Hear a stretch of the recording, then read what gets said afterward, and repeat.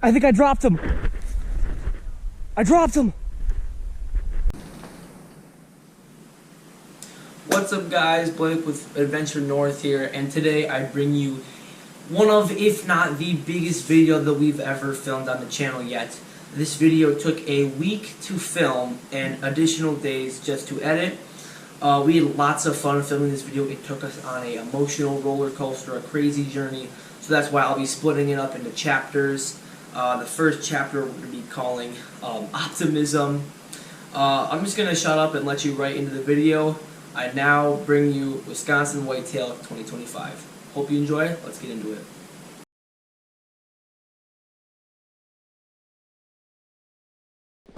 But I'm going to my deer stand right now, so we might see Mike on the way there.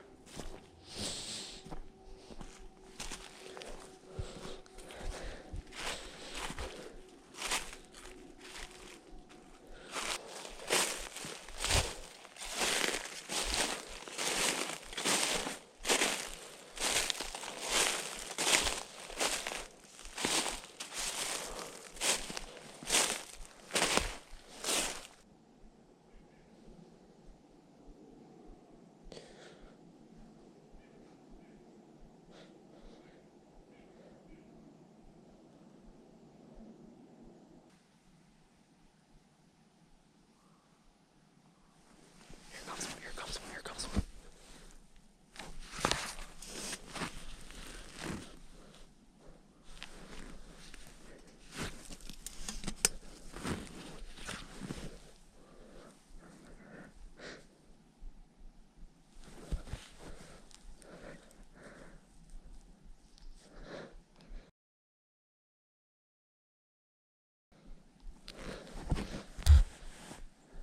It's just a doe. Here comes a doe.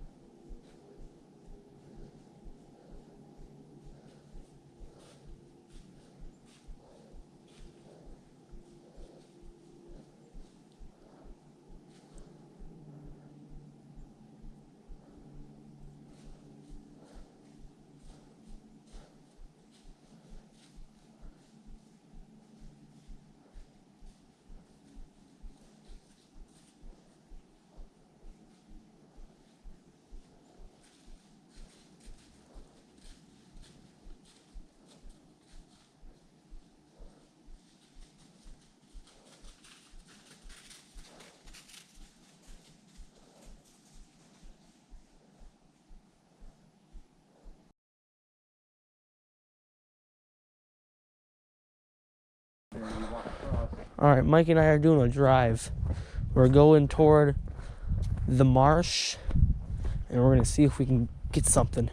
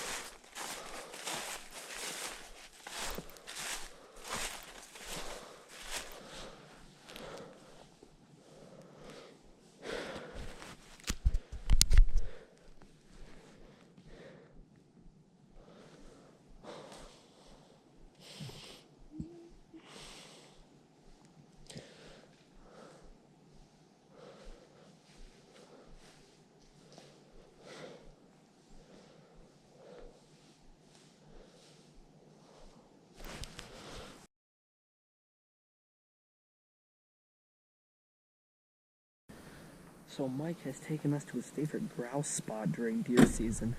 Don't know why he showed us this when we're going deer hunting instead of grouse hunting, but now we're going for grouse apparently with our 6.5 Creedmoor and a 35 Remington.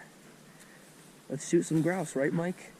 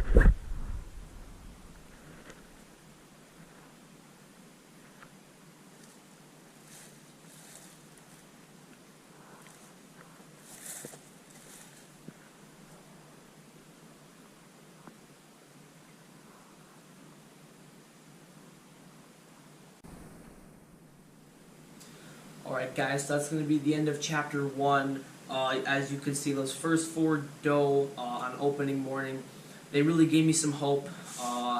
This is my 3rd year deer hunting, and I have not had any success the past few years.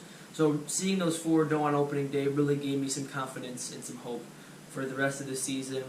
But as you'll see in the next chapter, things start to fall apart a little bit. So yeah, let's get right into chapter 2. What are we going to call this one? Oh, hopeless.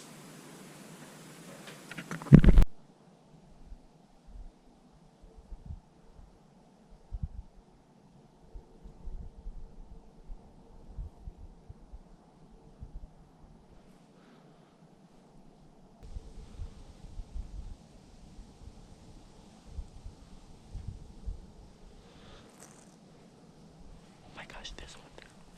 There's one right there. It's right there.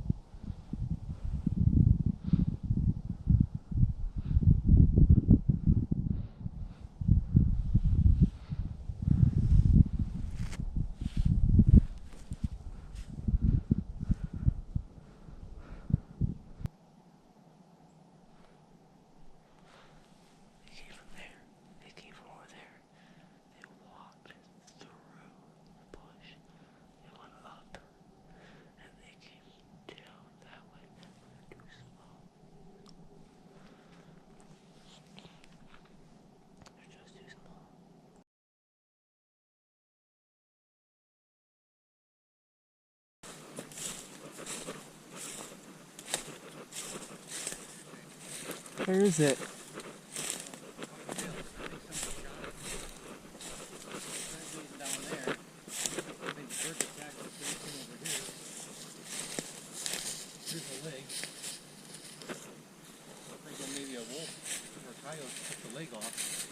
Holy crap.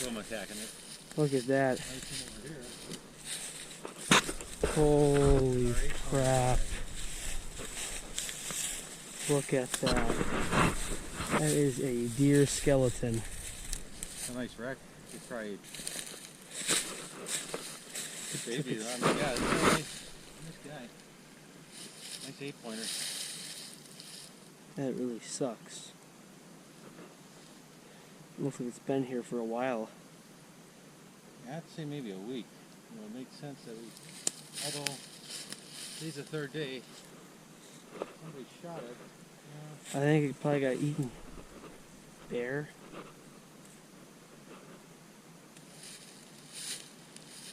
Holy crap, look at this. Nice rack. Oh, that is gruesome. Come back with a. You can take me off the camera. Oh, it stinks. Holy crap. That smells. That's what venison. That's what venison. So No, it's decay. It's not venison. what I would do is, I could either come back here, cut it off for you. You could wall mount it if you want, or just actually you can put it on your shelf and just leave it dry. What you do is take the skull. Don't you think we should keep hunting? Yeah. I might come back to this. Look at that, man. Really? Yeah, look at Like, this. just don't pick them back up. All right. So, The deer I heard went up that way. man, it is gruesome. Big guy. 1, 2, 3, 4, 5, 6, 7, 8. I'm surprised that there's a second deer back here. I'm shocked. They said they come on the peninsula to hide.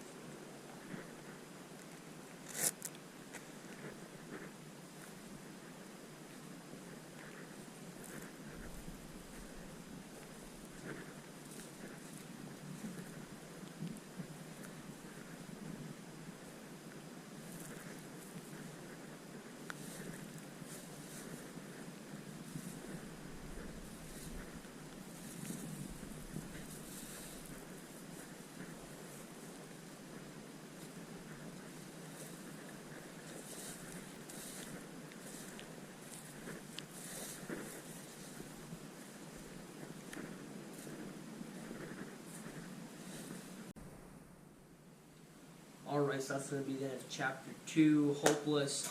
As you can see, the morale went down because we were not seeing as much deer. Those 4 doe we saw originally on the first day did not come back, and we did not see any deer, not even the bucks we saw weeks ago. We did see those 2 yearlings by my stand, I think the 3rd or 4th morning.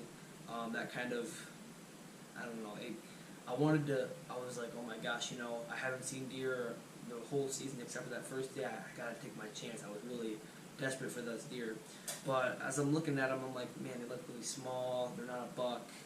And I'm not gonna shoot a yearling, especially if it's a doe like that. So I decided they're too small, they're too young, let them grow up a bit. And I passed on them, and I was kind of starting to rethink our hunting area. It's really highly pressured. It's not the best place, and the season's not very good, plus all the predators. They're very highly pressured where we live in Wisconsin. It's not exactly the best because, like I said, it's so highly pressured, the deer population is down. We can't grow big bucks because everyone's already shooting them as soon as they're like 2 points, yearling, 2 years old, 4 points. And because it's so highly competitive up here, everyone's trying to get their buck or their doe. They can't get big enough because they're all trying to get them down and get them that year. Another thing is predators. And that 8-point buck we saw was decayed. That really set me off. You know, that made me angry. Either a hunter had gotten it and they couldn't track it down, but we didn't see any hunters the previous days. I'm thinking a black bear got to it, or maybe a pack of wolves or coyotes. It's a really lose-lose. I know seeing that buck, it's going to be hard to get there before all the predators and the other hunters because in our area, that 8-pointer is a pretty good size, so I knew he was going to be a target. And the last thing, yeah, I talked about how pressured they are. We talked about the predators in the area. In the area we live in is not the greatest in Wisconsin, because Wisconsin is one of, if not the best states in Wisconsin, or in the United States, excuse me, to hunt whitetail. So I was thinking, like, why does everyone say Wisconsin's so good for whitetail when we're not seeing any motion, you know? But then I kind of looked up, we're not in the greatest area, and I'm kind of thinking about all those other things. But the last thing is the season.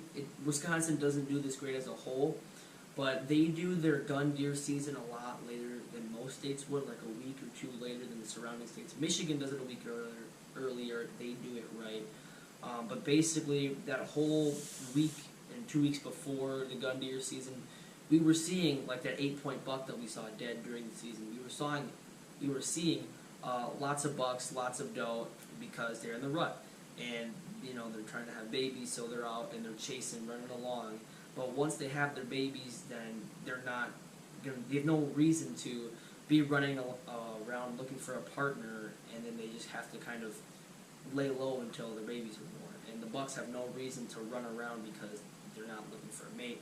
And because that has already passed, the deer season's kind of like it's counterproductive. It's like going it's like going bear hunting in the middle of winter, if you think about it. If they're all hibernating, right, and you say, oh, let's go hunt then, but you really can't because they're hibernating. It's like the point I'm trying to get here is it's counterproductive to have this season so late when the deer are running earlier in the month. But those are the kind of things I was thinking about, because I was hopeless, obviously, because we were not seeing any deer. And I was trying to give myself every excuse to why I would not see a buck, shoot a buck, or even a doe. And yeah, but things aren't all bad. You know, this video does have a good ending, and that's why we have Chapter 3, the good ending. Yeah, Chapter 3, the good ending. Yeah, so let's get into it, and let's take a look at what happens.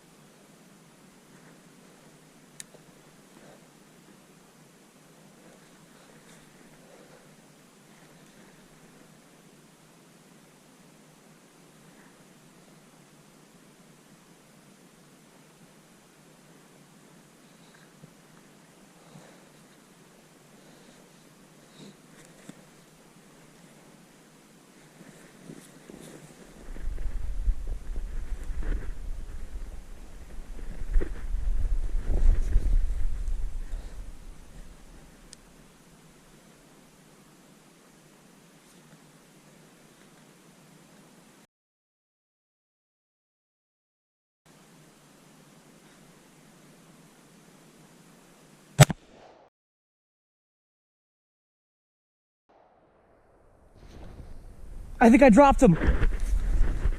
I dropped him. I dropped him.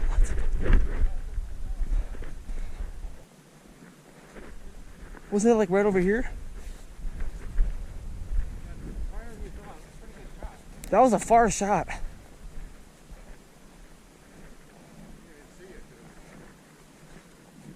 I got camo on here.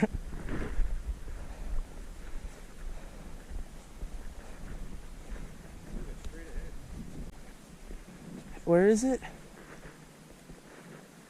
Oh, here it is. There it is. Oh my gosh. Yeah, it's perfect. Perfect double lung. She dropped right where she stood. Oh my gosh. Look at that. Yeah, I think there is right there. Yeah. There's a big one. That's a little high, but that is pretty good. That's a pretty good one. Oh my Congrats gosh. on your first deer.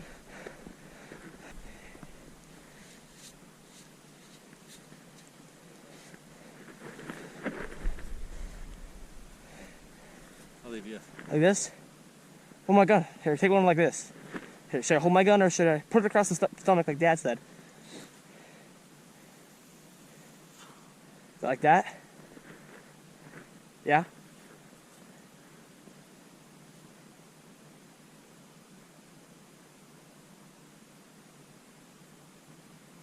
You want Grandpa? Yeah.